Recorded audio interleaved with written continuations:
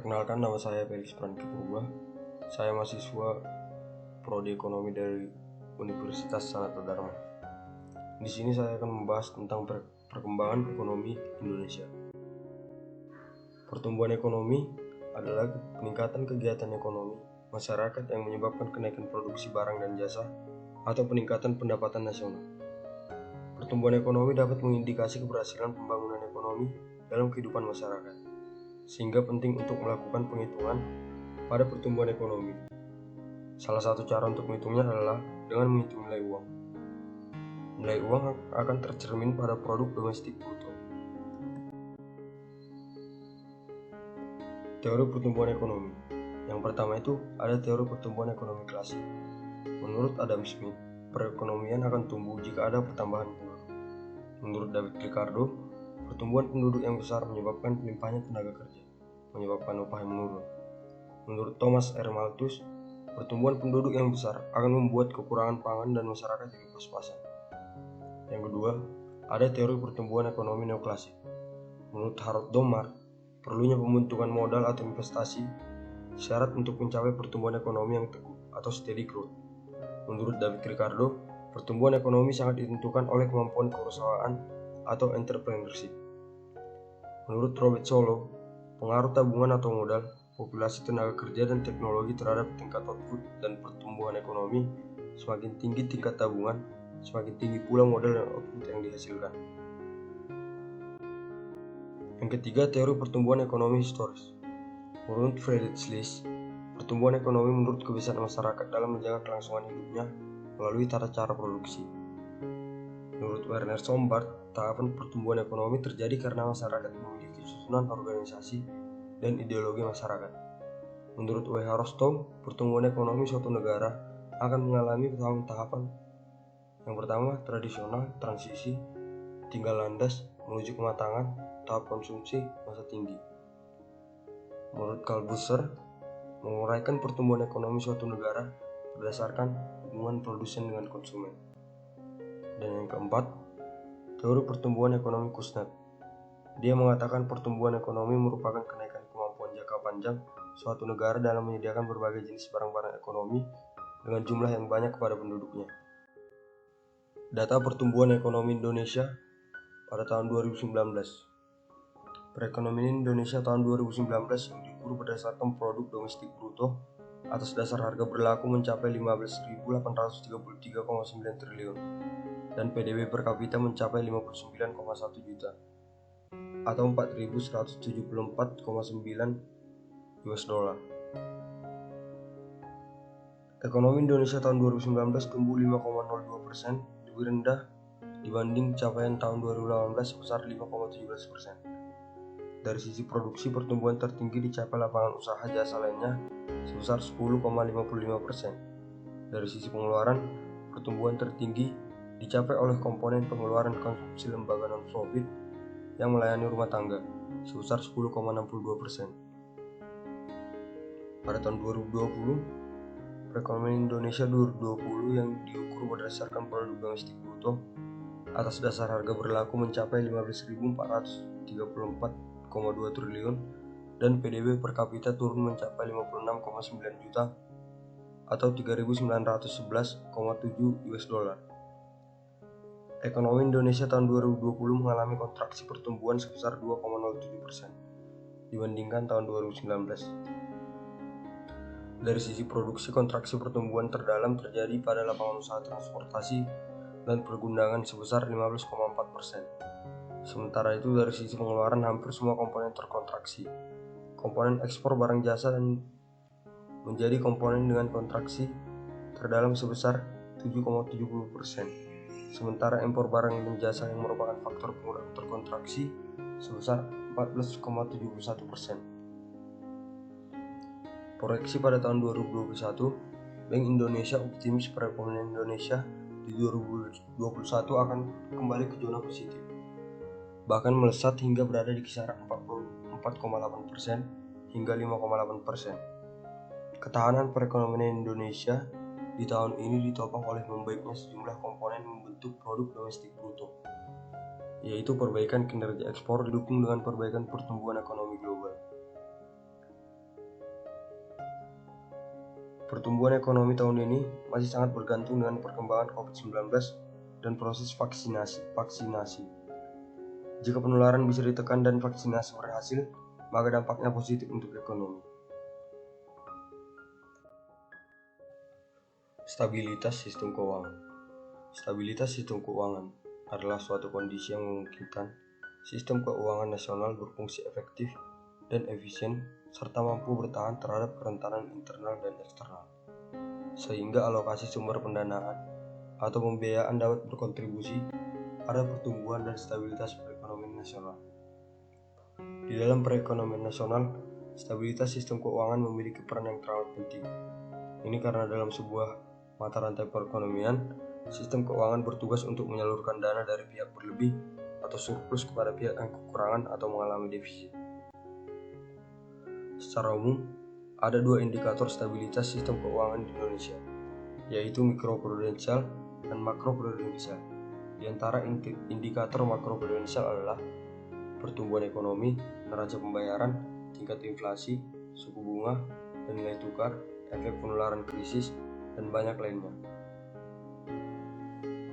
Jika sistem keuangan ini menjadi tidak efisien dan berfungsi secara tidak stabil, penyaluran dana tidak akan dapat berjalan lancar, dan dampaknya secara signifikan mampu menghambat laju pertumbuhan ekonomi dalam skala yang lebih luas, bahkan dapat memicu terjadinya krisis. Dengan kata lain, sistem keuangan memegang peranan yang teramat penting dalam menjaga kedaulatan ekonomi sebuah negara. Data stabilitas nilai rupiah. Nilai tukar rupiah sepanjang tahun 2019 masih stabil dan cenderung menguat. Pada akhir 2019, rupiah sempat ditutup menguat pada 13.880 US dollar. Nilai tukar rupiah sepanjang tahun 2019 mengalami apresiasi yang cukup besar, kurang lebih 2,68%. Aliran modal asing yang masuk ke Indonesia sepanjang 2019 juga ikut mendorong stabilitas nilai tukar rupiah. Pada tahun 2020, sepanjang tahun 2020 nilai tukar rupiah terhadap dolar Amerika Serikat melemah 1,33%. Ini tak lepas dari peningkatan permintaan dolar Amerika Serikat sebagai respon ketidakpastian perekonomian global yang dipengaruhi oleh pandemi COVID-19. Pertanggal 30 bulan 12, rupiah ada di level 14.050 per dolar Amerika Serikat. Bank Indonesia memproyeksikan nilai tukar rupiah pada tahun 2021 pada kisaran 13.900 hingga 14.700 per dolar Amerika Serikat. Jika harga komoditas utama Indonesia bisa mengalami penguatan, maka turut mendukung penguatan rupiah.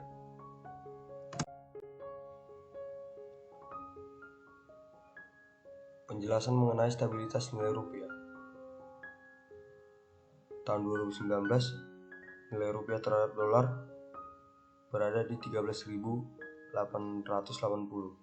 Pada tahun 2020, berada di 14.050. Proyeksi di 2021 berada di kisaran 13.900 sampai 14.700. Dari sisi stabilitas nilai tukar rupiah tahun 2020 cenderung bergerak stabil, meskipun volatilitas rupiah sempat meningkat pada bulan Maret yang lalu. Hal ini sejalan dengan peningkatan permintaan dolar AS sebagai respon ketidakpastian perekonomian global yang dipengaruhi oleh pandemi COVID-19 secara global. Namun proyeksi Bank Indonesia terhadap nilai tukar rupiah pada tahun 2021 cenderung menguat. Penguatan rupiah disebabkan meningkatnya aliran modal asing yang masuk ke pasar keuangan domestik. Seiring dengan menurunnya ketidakpastian pasar keuangan global, dan persepsi positif investor terhadap prospek perbaikan perekonomian domestik. Ketenaga kerjaan atau tenaga kerja merupakan bagian dari faktor produksi. Oleh karena itu, tenaga kerja sangat penting dalam kegiatan ekonomi maupun dalam perekonomian suatu negara. Tanpa adanya tenaga kerja bisa dipastikan kegiatan perekonomian akan lumpuh dan tidak berjalan. Dalam Undang-Undang Nomor 13 Tahun 2013 tentang Ketenaga Kerjaan, mendefinisikan ketenaga kerjaan adalah segala hal yang berhubungan dengan tenaga kerja pada waktu sebelum, selama, dan sesudah masa kerja. Tenaga kerja adalah setiap orang yang mampu melakukan pekerjaan guna menghasilkan barang atau jasa baik untuk memenuhi kebutuhan sendiri maupun untuk masyarakat. Penduduk suatu negara dibedakan menjadi dua kelompok, yakni angkatan kerja dan bukan angkatan kerja.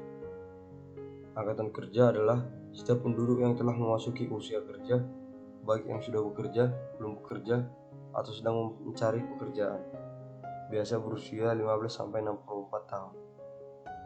Bukan angkatan kerja adalah penduduk yang belum atau sudah memasuki usaha kerja tetapi tidak berminat bekerja karena suatu alasan, biasa berumur kurang dari 15 tahun atau lebih dari 64 tahun.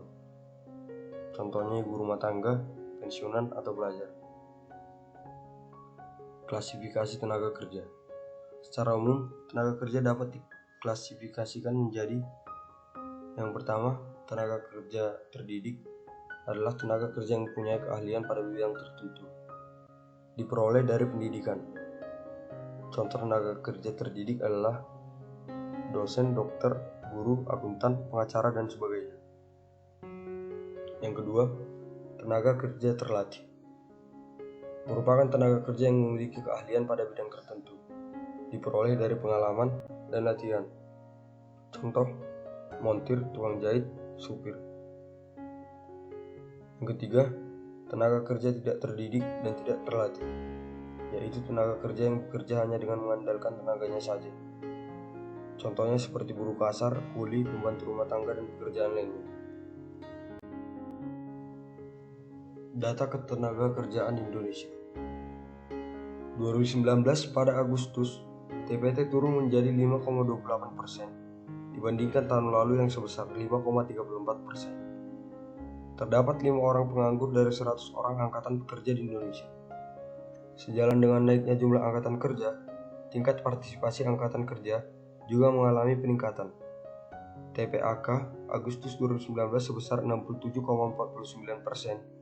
meningkat 0,23% poin dibandingkan tahun lalu. Peningkatan TPAK memberikan indikasi potensi ekonomi dari sisi pasokan atau suplai tenaga kerja yang meningkat.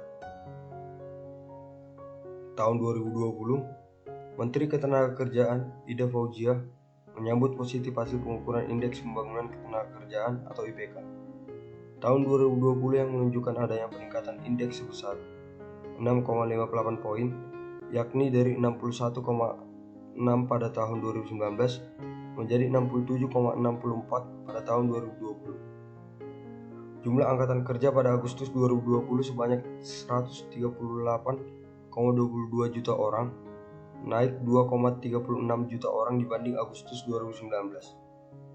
Sejalan dengan kenaikan jumlah angkatan kerja, tingkat partisipasi angkatan kerja atau TPAK juga naik sebesar 0,24% poin. Tingkat pengangguran terbuka atau TPT Agustus 2020 sebesar 7,07%, meningkat 1,84% poin dibandingkan dengan Agustus 2019. Prospek Ketenagakerjaan tahun 2021. Direktur Tenaga Kerja dan Perluasan Kesempatan Kerja Kementerian PPN atau Bappenas, Mahatmi Parwitasari Saronto, memperkirakan akan ada 2,3 juta sampai 2,9 juta lapangan kerja baru tercipta di 2021. Asalkan pertumbuhan ekonomi mampu mencapai 4,5% sampai 5,5%. Dengan pertumbuhan ekonomi 2021 diperkirakan 4,5% sampai 5,5%. Mahatmi memperkirakan pengangguran akan mencapai 8,3 sampai 9 juta orang, sehingga tingkat pengangguran terbuka atau TPT menjadi 5,9 hingga 6,5%. Sekian penjelasan dari saya. Terima kasih.